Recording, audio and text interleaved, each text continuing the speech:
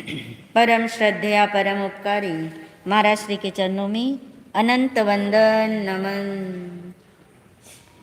सभी शुद्ध आत्माओं को अनंत वंदन नमन।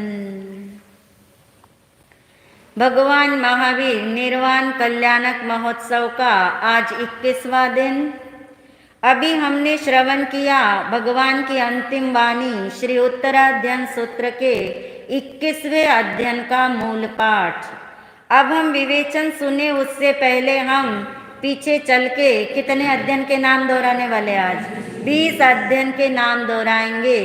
पहला अध्ययन विनय श्रुत, दूसरा परिशः प्रविभक्ति, तीसरा चतुरंगीय, चौथा असंस्कृत जीवन, पांचवा अकाम मरण, छठा शुल्लक निर्ग्रंथ, सातवा एलक, आठवा कपिल, नौवा नमी पवज्जा, 10वां द्रुमपत्र, 11वां बहुश्रुत पूज्य, 12वां हरिकेशी, 13वां चित्त संभूति, 14वां इशुकार, 15वां सभिक्षुक, 16वां ब्रह्मचर्य समाधि स्थान, 17वां पाप श्रमण, 18वां संजति, 19वां मृगापुत्र और 20वां अध्ययन महानिर्ग्रंथ। आज हम 21वें अध्ययन का नाम जानेंगे समुद्र पालीय, यानी अध्ययन का नाम क्या है? समुद्र पाल। समुद्र पाल से संबंधित अध्ययन होने से समुद्र पालीय अध्ययन है। आपको समुद्र पाल भी याद रहे तो भी आपको सारी बातें याद आ जाएगी। इस अध्ययन के अंदर वाकई में कहना चाहिए जैसा ये 21 नंबर है ऐसा ये 21 अध्ययन है। 21 समझ गए? दो तरह के 21, 20 से ज्यादा 21। हर अध्ययन यहाँ पे उत्तराध्ययन में पहले से क्या आता है? 21। और ये तो 21वां अध्ययन वाकई में 21 है। इसके अंदर भगवान ने शैली तो अपनाई है, समझ आ रहा? समुद्र पाल से संबंधित अध्ययन है तो धर्म कथानुयोग की शैली है, मगर पूरी जीवन गाथा के अंदर जो एक दृष्टांत के माध्यम से भगवान ने यहाँ सिद्धांत समझाया है और वो सिद्धांत हमें सीधा अध्यात्म में ले जाता है। तो 3 शब्द समझ आ रहे? एक है दृष्टांत, एक है सिद्धांत, एक है अध्यात्म। सबसे इजी क्या होता है? दृष्टांत। दृष्टांत किसे कहते हैं?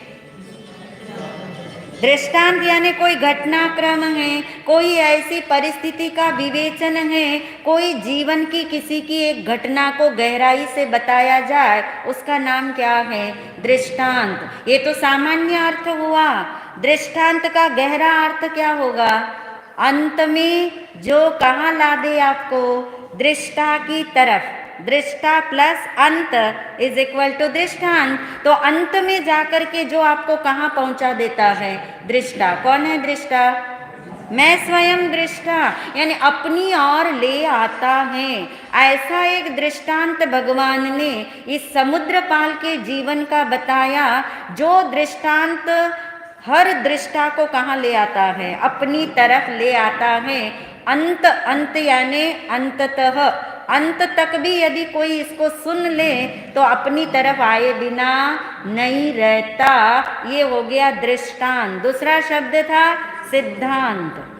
दृष्टांत सिर्फ सुनने के लिए नहीं होते, वो सिद्धांत को पक्का करने के लिए होते हैं। और सिद्धांत का मतलब क्या है? किसे कहते हैं हम सिद्धांत? जो 3 काल में एक जैसा रहे, वो भी क्या होता है? सिद्धांत। जो अंत में आपको सिद्ध भगवान जैसा ही क्या कर दे? बना दे। सिद्ध प्लस अंत, सिद्धांत। और गहरा मीनिंग आप इसका ढूंढो तो अंत शब्द हिंदी लैंग्वेज के अंदर एक और मीनिंग है इसका, निर्णय। अंत यानी निर्णय भी कहते हैं। जिसका ये निर्णय हो जाए कि मैं सिद्ध भगवान जैसा शुद्ध आत्मा हूँ, ऐसी बात समझाने वाला कौन है? सिद्धांत है। यानी दृष्टांत सुनना है, सुन करके दृष्टा की तरफ तब आ पाओगे जब दृष्टांत से कहाँ आओगे? सिद्धांत की तरफ। और भगवान तो यहीं रुकने की बात नहीं करते, और एक आगे का शब्द दिया, क्या नाम दिया? अध्यात्म।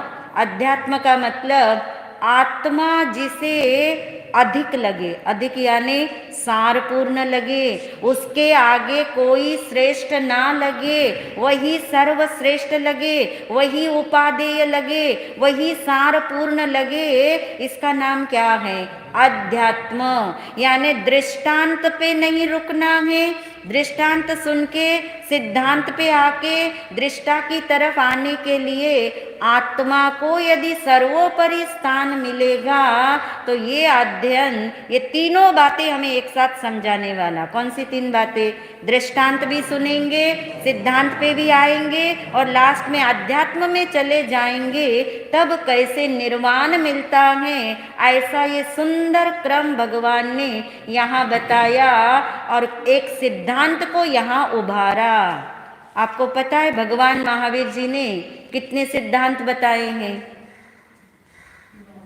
कितने सिद्धांत बताए भगवान ने? ऐसे तो अनेक सिद्धांत बताए हैं, मगर मूल सिद्धांत भगवान ने 4 बताए। नहीं मालूम?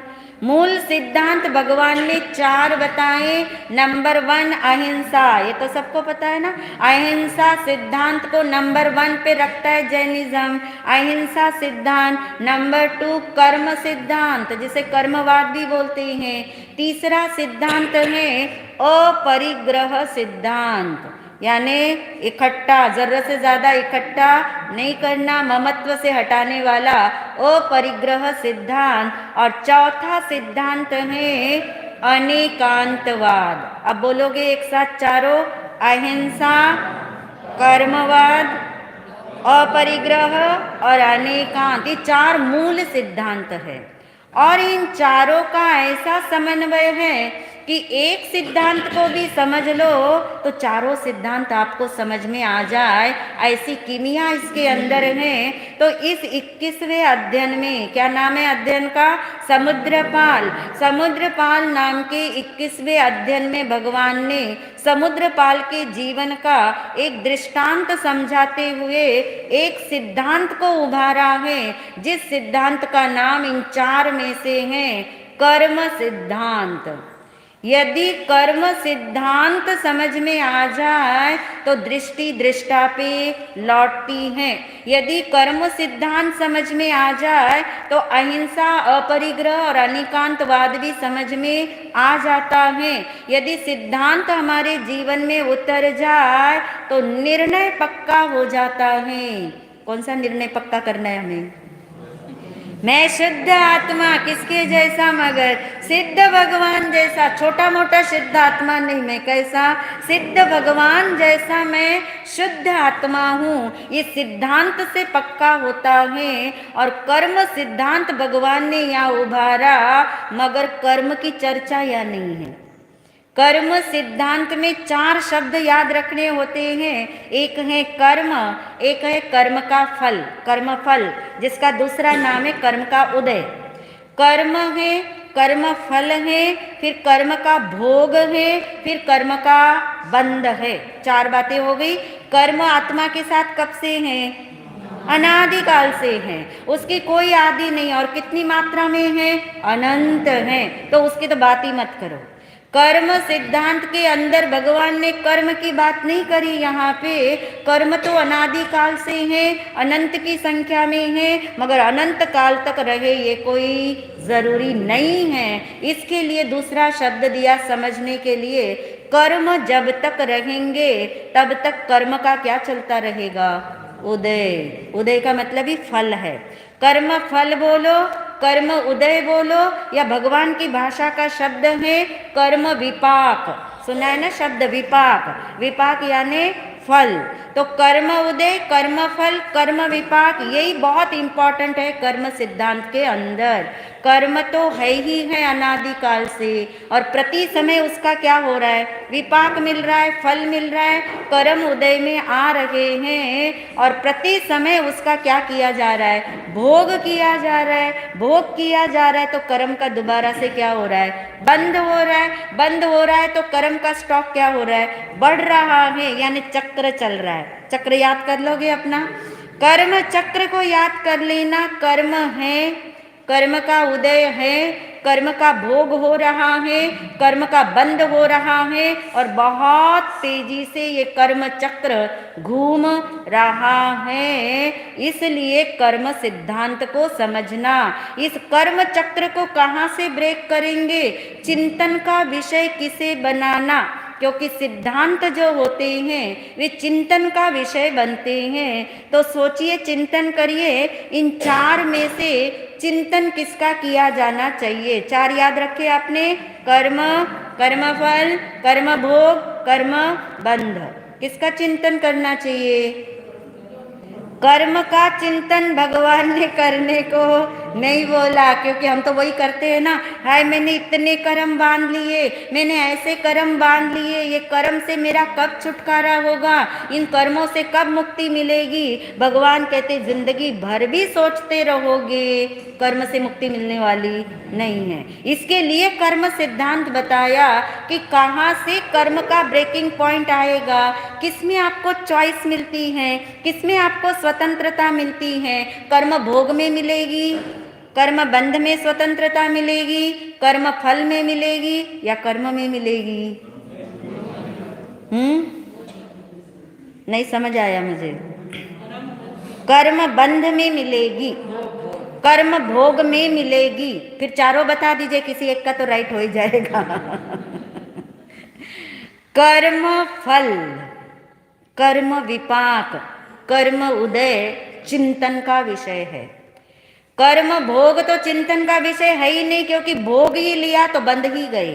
तो भोग और बंध तो क्या चलते, बिल्कुल पैरेलल चलेंगे, साथ ही चलेंगे। यदि आपने कर्म को भोग लिया, चाहे पुण्य कर्म को भोगो चाहे पाप कर्म को भोगो, उसका रिजल्ट क्या है, कर्म बंध है। तो कर्म भोग और कर्म बंध की तो बात ही मत करो, और कर्म तो अनादिकाल से स्टॉक में पड़े हैं, उसका चिंतन करके क्या करेंगे, कर्म भोग का चिंतन करके क्या करेंगे, कर्म बंध का चिंतन कोई नतीजे तक नहीं पहुंचाएगा। चिंतन का विषय बनना चाहिए कौन, कर्म फल। इसलिए शास्त्र के अंदर कभी आपने सुन रखा होगा, कर्म फल को विपाक कहते हैं, और भगवान ने शब्द दिया विपाक की अनुप्रेक्षा करो। विपाकानुप्रेक्षा पूरा वर्ड है। अब विपाक आपको समझ आ रहा है, कर्म फल, कर्म फल पे चिंतन क्यों करना, क्योंकि कर्म फल से चॉइस मिलती है। पकड़ पा रहे इस पॉइंट को, कर्म फल में चॉइस मिलती है। कर्म फल यानी कर्म का उदय, उदय आया, आपको बुखार आया मान लीजिए, कर्म के उदय से आपको बुखार आया, तो अपने को बुखार को भोगना है कि नहीं भोगना, ये चॉइस आपको मिलती है। बुखार आया, आया यानी कर्म का फल, आया यानी कर्म का उदय, आया यानी कर्म का विपाक। और भगवान कहते आज तक हमने कभी भी विपाक की अनुप्रेक्षा नहीं करी। इस अध्ययन में वो घोषणा की जाती है कि विपाक की अनुप्रेक्षा करते करते आत्मदृष्टि खुल जाती है। कितनी बड़ी बात है। किसके विपाक यानी क्या समझ रहे, कर्म फल, कर्म की चिंता नहीं करना, कर्म भोग कर्म बंध से बचना है, उस तरफ नहीं जाना। कर्म फल सिर्फ उपस्थित रहता है। कोई भी कर्म फल आपको हाथ पकड़ के नहीं बोलता मुझे भोगो, कोई भी कर्म फल आपको नहीं बोलता कि तुम मुझे क्या करो, दुत्कारो, वो सिर्फ उपस्थित रहता है। फिर आपकी चॉइस है, आपको कर्म फल से जुड़ना है या आपको किससे जुड़ना है, स्वयं से, अपने से जुड़ना है। आपको कर्म फल की तरफ जाना है, उसमें अच्छा बुरा करना है, या आपको अपने से जुड़ना है, अपने में अपनत्व करना है। ये चॉइस, कर्म सिद्धांत का मतलब ये समझना। जिसे ये बात समझ आ गई उसे कर्म सिद्धांत समझ आ जाता है। तो क्या होती है विपाकानुप्रेक्षा? शब्द बोल के देखोगे, और मुश्किल लगे तो विपाक अनुप्रेक्षा, दो शब्द अलग अलग कर दीजिए, मगर भगवान की भाषा का शब्द यूज करेंगे, हमें आनंद आएगा। विपाकानुप्रेक्षा से आत्मानुभव तक की घटना इस समुद्रपाल के जीवन में दृष्टांत के माध्यम से बताई, क्योंकि कर्म का विपाक दो तरह से मिलता है। शुभ अशुभ नहीं कह रही हूं, कर्म का विपाक दो तरह से मिलता है, कर्म का फल दो तरह से मिलता है। हमने पक्का किया है ये आत्मा स्वयं परमात्मा में, हमने पक्का किया हुआ है कर्म का फल दो तरह से मिलता है। नंबर 1 संयोग के रूप में मिलता है, नंबर 2 याद आ गया, संयोगी भाव के रूप में भी मिलता है। इन दोनों की ही अनुप्रेक्षा की जाए। मुझे क्या मिला कर्म का फल, क्या उपस्थित है क्या अनुपस्थित है, वो भी कर्म का फल। और मुझे अच्छा भाव आया, मुझे बुरा भाव आया, ये तो मेरे चाहने से आया है ना, नहीं आया है ना, किससे आया, ये भी कर्म का उदय। यानी विपाक दो तरह का हो गया, संयोग के रूप में कर्म का फल मिल रहा है, संयोगी भाव के रूप में मिल रहा है। और भगवान कहते जो विपाक की अनुप्रेक्षा कर लेता है वो जीव अंदर से जाग जाता है। कैसे जागता है, अब उसका प्रोसेस देखेंगे। इतनी बात हमें भूमिका के रूप में समझ आ गई, अब प्रोसेस समझना इजी हो जाएगा। समुद्रपाल एक श्रावक का बेटा है, पालित नाम का श्रावक है। श्रावक का मतलब ही है जिसको जीव अजीव का अभिगम है, जीवा जीवे अभिगमे शास्त्र का शब्द है। श्रावक वो होता है जो जीव को जीव जाने, अजीव को अजीव जाने, अपने को जीव माने और अजीव से अपने को क्या माने, भिन्न माने, अपने से एकत्व करे और पर से क्या करे, विभक्त हो जाए, अलग हो जाए। इसका नाम क्या है, श्रावक। ऐसे श्रावक का वो पुत्र जो श्रावक परदेश में गया है कमाने के लिए, और इतना न्याय नीति प्रामाणिकता वाला है कि जिस परदेश में गया वहीं पे किसी ने प्रसन्न होकर के, एक श्रेष्ठी ने अपनी लड़की इसको दे दी, विवाह कर दिया, और वे अपने घर लौट रहे हैं पालित श्रावक। समुद्र की यात्रा है, लंबी यात्रा होती थी, और समुद्र पाल का जन्म ही कहाँ हुआ, समुद्र में हुआ। और उस श्रावक ने भावना भाई अपने बेटे के लिए, इसलिए बता रहे आपका बेटा हो, किसी का बेटा हो, कोई भी जन्म ले, ये भाव अपने भीतर में भाना। ये भाव जब आप उस बेटे को, उस बच्चे को देखने जाते हैं तब भाना, जो भाव उसने भाया कि जैसे इस संसार भी क्या है, समुद्र है, तेरा जन्म समुद्र में हो गया, संसार के समुद्र में हो गया, अभी तू नौका में बैठा हुआ है, ये मनुष्य का जन्म तुझे नौका के रूप में मिला है, ये नौका से हम समुद्र पार हो जाएंगे, तू भी इस मानव देह को नौका मानकर भव पार हो जाना। और ऐसा ही घटित हुआ। इतना बड़ा श्रेष्ठी था कि उस समुद्र पाल का पूरा जीवन भोग उपभोग के अंदर बीत रहा है। जैसे मृगा पुत्र के लिए जो शब्द आया था ना, वही शब्द यहाँ आया। दोगुंदक देव की तरह रिद्धि सिद्धि वैभव से संपन्न जीवन है, मगर जिस जीव को जागना है वो किसी की वाणी ना भी सुने तो भी जाग जाती है, कोई गुरु न भी मिले तो भी जाग जाती है, कोई धर्म क्रिया न करे तो भी जाग जाते, क्योंकि जन्म जन्म की क्या है, साधना है, जन्म जन्म की तैयारी है, साधना है। एक ऐसा दृश्य देखा किसने, समुद्र पाल ने एक नजारा देखा। बैठा था अपनी ही कोठी के उस झरोखे के अंदर, नगर के लोगों को देखता था, दो राहा तीराहा चौराहा बना हुआ था। वहां के नजारे देखते देखते समुद्र पाल ने देख लिया कि बहुत सारी भीड़ है, भीड़ के अंदर राज सेवक भी हैं, सारी प्रजा उसके पीछे पीछे है। भीड़ के अंदर कोई एक व्यक्ति है जो उन्हें नहीं दिख रहा है। धीरे धीरे भीड़ आगे बढ़ रही है और भीड़ को देखने के लिए और भीड़ के अंदर क्या हो रहा है ये देखने के लिए कुतूहल जागा किसके भीतर? समुद्रपाल के भीतर। अपने झरोखे में बैठा है, अपने उस कोठी से बाहर निकला नहीं है और देखते देखते उसने देखा कि ये नज़ारा कुछ अटपटा लग रहा है। अटपटा इसलिए लगा कि उस सारी भीड़ के मध्य में एक गधा नजर आया और उस गधे के ऊपर कोई व्यक्ति बैठा नजर आया और वो व्यक्ति विचित्र ढंग से बैठा नजर आया। उसका मुख और गधे का मुख अपोजिट है, यानी जहां गधे का मुख है उधर उसकी क्या है? पीठ है। विचित्र नजारा उसे नजर आया। फिर उसने देखने का प्रयास किया, भीड़ में से झांकने का, तो उस व्यक्ति के चेहरे पे कालिक पुती हुई थी, काला कर दिया था चेहरे को। कपड़े उसको काले पहनाए गए थे, गले के अंदर जूतों की माला डाल दी गई थी और सब लोग उसके पाप का, उसके अपराध का, उसके जो भी इल्जाम उसके ऊपर लगे थे उन दोषों का क्या कर रहे थे? जोर जोर से उच्चारण कि इसने ये पाप किया, इसने ये अपराध किया, इसलिए इसको फांसी की सजा मिल रही है, इसको मृत्यु दंड मिल रहा है, इसे वध्य के स्थान पे ले जाया जा रहा है जहां इसको फांसी पर चढ़ाया जाएगा। वो लोग क्यों बोल रहे थे उसके पापों को? प्राचीन जमाने में ऐसी प्रथा थी। क्या प्रथा थी?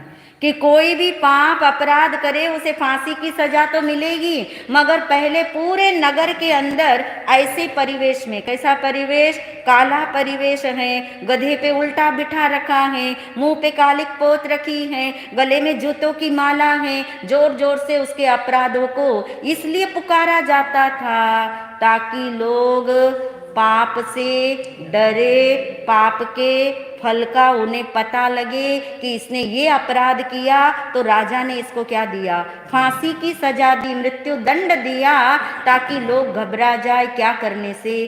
पाप करने से। ये नज़ारा उसने देखा, पता किया, सारी बात पता लगी समुद्रपाल को। दृश्य तो आगे से निकल गया मगर चिंतन चला किसके भीतर? समुद्रपाल के भीतर। ये चिंतन चला कि अरे इसको पाप के फल की ये जो सजा मिल रही है वो क्यों मिल रही है? क्योंकि इसने कौन सा कर्म किया है? बुरा कर्म। यानी शास्त्र कहता है दुचिन्ना कम्मा दुचिन्ना फला भवंती। जो पाप कर्म है, दुष्कर्म है, उसका फल भी कैसा मिलता है? दुष्कर्म का फल दुखदाई मिलता है। और फिर उनकी दृष्टि अपनी तरफ आई, यानी इस व्यक्ति को मृत्यु दंड मिल रहा है क्योंकि इसने पाप कर्म किया, तो इसको पाप का फल मिल रहा है। अब वो अपने जीवन में देखने लगे कि मेरे को अपने जीवन में कौन सा फल मिला है? पुण्य का फल मिला, सुविधा मिली, अनुकूलता मिली, सारे साधन मिले, सब कुछ अच्छा मुझे मिला। इसका मतलब क्या है? मैंने भी पिछले जन्मों में क्या किया है? पुण्य कर्म किया है। इसने पाप कर्म किया, मैंने पुण्य कर्म किया। सुचिन्ना कम्मा सुचिन्ना फला भवंती, दुचिन्ना कम्मा दुचिन्ना फला भवंती। उनकी यात्रा फल पे चल पड़ी कि जैसा कर्म करते हैं वैसा फल मिलता है। यहाँ तक वे आ गए। अब देखिए गहराई में कैसे जाते हैं। चिंतन क्या चीज होता है, यहाँ तक तो हम आ जाते हैं। बुरे कर्मों का बुरा फल मिलेगा, अच्छे कर्मों का अच्छा फल मिलेगा। फल से कोई बचा नहीं सकेगा, जिसने जो किया है वो करेगा सो भरेगा। अब वो चिंतन करते हैं कि आज मुझे अच्छा फल मिला है तो मैं कर क्या रहा हूँ?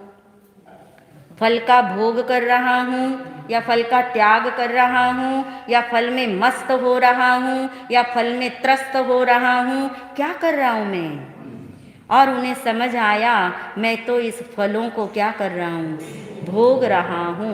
यानी पिछले जन्म में मैंने अच्छा कर्म किया होगा, इसका प्रमाण है कि सब कुछ आज अच्छा मिला, या अच्छा मिला मैं उसे भोग रहा हूँ। और याद रखिए, पुण्य के फल को भोगने का नाम क्या है, पाप है, पाप का बंध है। ये किसी को थॉट ही नहीं आता जल्दी से। हम सोचते अरे मैंने किया तो मैं ही तो भोगूंगा, मैं अपना ही तो भोग रहा हूँ, मैं किसी के छीन के तो नहीं भोग रहा, किसी से लूट के तो नहीं भोग रहा, मैं अपने कर्म से जो मुझे मिला वही तो मैं भोग रहा हूँ। मगर हम भूल जाते हैं पुण्य के फल का भोग इज इक्वल टू पाप बंध। अब मेरा पाप का बंद हो रहा है, पाप का बंद हो रहा है। जब मैं यहाँ से जाऊंगा पाप का फल मिलेगा कि नहीं, मिलेगा। जब मुझे पाप का फल मिलेगा तब मैं क्या करूंगा, दुख में सुमिरन सब करे, फिर तो दुख आएगा, फिर धर्म क्रिया करेंगे, फिर औरों के पास जाएंगे, फिर सोचेंगे मेरी कर्म ऐसे हैं, मैं फिर अच्छा कर्म करूं, फिर मैं अच्छा कर्म करूंगा, अच्छा कर्म करूंगा, पुण्य का पलड़ा भारी होगा, फिर मुझे अच्छी गति मिलेगी, अच्छे साधन मिलेंगे, और फिर मैं क्या करूंगा। ये चिंतन रोज करना चाहिए। प्रत्येक इंसान ने विपाक अनुप्रेक्षा करनी ही चाहिए, उसके बिना जन्म मरण की थकान नहीं लगती, उसके बिना जन्म महादुख नहीं लगता। रोग तो महादुख लगता है, बुढ़ापा महादुख लगता है, मृत्यु महादुख लगता है, इससे कुछ नहीं होगा जब तक कौन महादुख ना लगे, जन्म। मगर जन्म तो हमें उत्सव लगता है। किसी बूढ़े व्यक्ति को देख के सोचेंगे अरे ऐसा बूढ़ा मुझे नहीं होना, किसी को बीमार देख के सोचेंगे ऐसा बीमार मुझे नहीं होना, किसी को तड़पती हुई मौत देखेंगे तो अरे मुझे तड़पते नहीं मरना। मगर कभी ये थॉट आता है कि मुझे दोबारा, यहाँ तो बोल लो जोर से, वाकई में नहीं लेना है।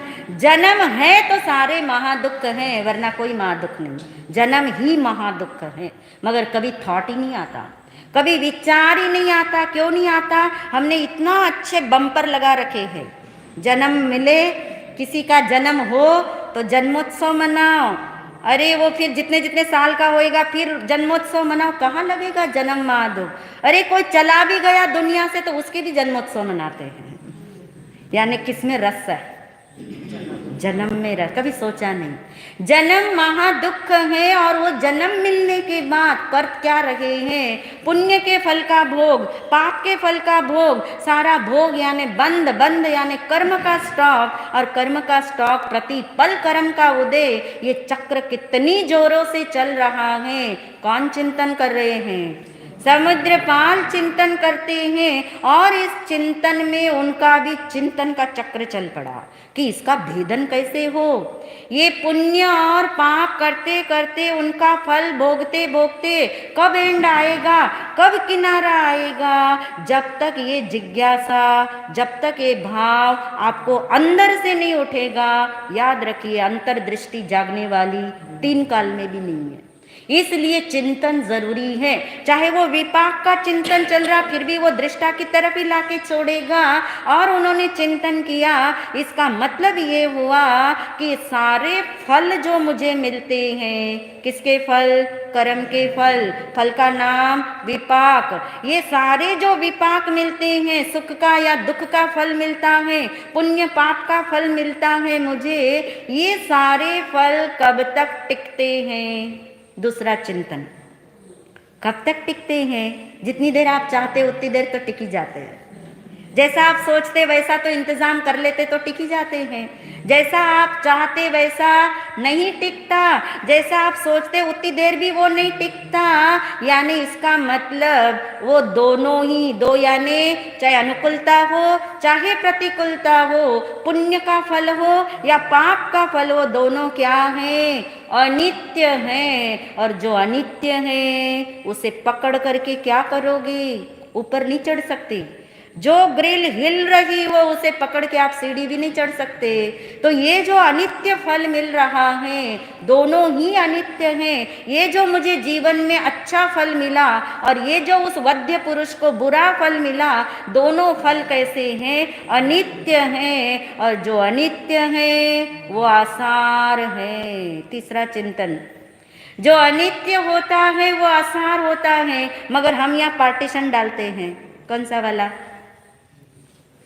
जो पाप का फल है वो तो कैसा है? आसार है। मगर पुण्य का फल कहाँ आसार लगता है? उसमें तो हम सार ढूंढते हैं, उसके लिए तो हम प्रयास करते हैं। समुद्रपाल का चिंतन इतना गहरा गया, इसका नाम विपाकानुप्रेक्षा है। ये कहाँ लाके छोड़ेगी देख लीजिए। विपाकानुप्रेक्षा ने यानी कर्म फल पे चिंतन किया। अच्छा बुरा कर्म फल है ये समझ आया, दोनों के फल अनित्य है ये समझ आया। जो अनित्य होता है वो आसार ही होता है। निर्णय होना चाहिए। जब तक निर्णय नहीं होगा तब तक झूला झूलते रहेंगे। कौन सा झूला देखा आपने आज? नहीं, कर्म का नहीं, शुभ अशुभ कर्म बोलना पड़ेगा। सिर्फ कर्म बोलते तो बड़ी तसल्ली हो जाती है, मेरे कर्म तो है ही। शुभ और अशुभ क्रियाओं का, शुभ और अशुभ भावों का, शुभ और अशुभ फल का ये क्या है? झूला है। दोनों ही आसार, इतने आसार भाषित हुए समुद्रपाल को कि 100% की आसारता भाषित होते ही दृष्टि अंतर्मुखी हो गई। दृष्टि तो अंतर्मुखी नहीं होती। बाकी आप आंख बंद कर लेते हो, कान से किसी का नहीं सुनना, किसी को नहीं देखना, इससे अंतर्मुखता नहीं आती। ये दृष्टि अंतर्मुखी होती है जब जो अनित्य है वो सब आसार लगे, आसार भाषित हो। इतनी अंतर्मुखता गहरी हो गई, ऐसी अंतर्मुखता गहरी हो गई कि उन्होंने चिंतन किया कि ये शुभ और अशुभ भाव, ये शुभ और अशुभ क्रियाएं करते करते वीत्यो काल अनंत ते, कर्म शुभाशुभ भाव तेह शुभाशुभ छेदता, उपजे मोक्ष स्वभाव। श्रीमद जी का वचन है। कृपालु देव का ये वचन है, आत्मसिद्धि की गाथा है, जहाँ ये पुकारा गया कि ये शुभ और अशुभ भाव भी और ये शुभ और अशुभ क्रिया भी जब तक व्यर्थता का बोध सिद्ध नहीं करेगी तब तक अंतर्मुखता नहीं सदेगी। और चिंतन इतना गहरा हुआ कि ये शुभ और अशुभ भाव में से मुझे किसे अपनाना है? अशुभ में भटकना अब नहीं, शुभ में अटकना अब नहीं। जब अटकाव और भटकाव दोनों ही ऊपर हो जाएंगे दोनों से तब हम स्वभाव में आ पाएंगे। चिंतन गहरा जब हुआ तब समझ आया। दूसरी विपाक अनुप्रेक्षा शुरू हो गई, संयोगी भाव वाली। पहली वाली समझ आ गई, ये संयोगी भाव वाली विपाक अनुप्रेक्षा कि ये जो शुभ अशुभ भाव उठ रहे हैं और उसके अनुसार जो शुभ अशुभ क्रियाएं हो रही हैं वो भी मैं नहीं, वो भी अनित्य हैं। जो अनित्य है वो आसार है, जो अनित्य है वो आसार है। आसार बोलते सार की तरफ क्या होगी? दृष्टि आएगी, अंतर्मुखता सद जाएगी। ये शुभ अशुभ भाव में से स्वभाव में आना है, क्योंकि शुभ भाव से भी मैं महान नहीं हूँ, क्योंकि वो मेरा स्वरूप ही नहीं। जो आए और जाए वो मेरा स्वभाव ही नहीं। स्वभाव की तरफ आ गए, समुद्र पार चिंतन करते करते स्वभाव की तरफ आ गए। ये शुभ अशुभ भाव मेरा स्वभाव नहीं है, इसमें मैंने अनंत काल बिताया है। जब तक इस शुभाशुभ भाव का छेदन नहीं होगा, और इसका छेदन किससे होगा? स्वभाव से होगा, स्वभाव की तरफ आने से होगा, अंतर्मुखता सधने से होगा। और इतना गहरा चिंतन चला, इतना गहरा चिंतन चला कि जहाँ एक ही उन्हें सारपूर्ण लगा, एक ही उन्हें सुंदर लगा, एक ही उन्हें सर्वोत्कृष्ट लगा, और वो एक कौन था? वो मैं, वो निज शुद्ध आत्मा में इतने लीन हो गए, इतने तल्लीन हो गए कि उनकी आत्म दृष्टि खुल गई, मोक्ष मार्ग मिल गया, सिद्धालय का द्वार उनके लिए खुल गया। और अब जब आंखें खुली हैं चिंतन से, तो अब माता पिता को, अब अपनी पत्नियों को कहा, मैं तो असंग होना चाहता हूँ। शब्द है इस अध्ययन में, असंग होना चाहता हूँ, संग मुक्ति, मैं किसी संग में नहीं रहना चाहता। संघ, संघ नहीं बोल रही, संग, संग यानी साथ, संपर्क, क्योंकि जिसके संग में रह रहा हूं उससे ही मैं असंग हूं। पकड़ लिया आपने? किसके संग रह रहे हो? अपने माता पिता के संग, अपने परिवार के संग, किसके संग रह रहे हो? जिसके संग में रहता हूँ उन कर्मों से भी मैं असंग हूँ, कर्म फल से भी मैं असंग हूँ, कर्म भोग से भी मैं असंग हूँ, कर्म बंध से भी मैं असंग हूँ। और इस असंग स्वरूप में स्थिर होने के लिए उन्होंने मुनि व्रत अंगीकार किया और उत्कृष्ट साधना करते हुए सिद्ध बुद्ध और मुक्त हुए।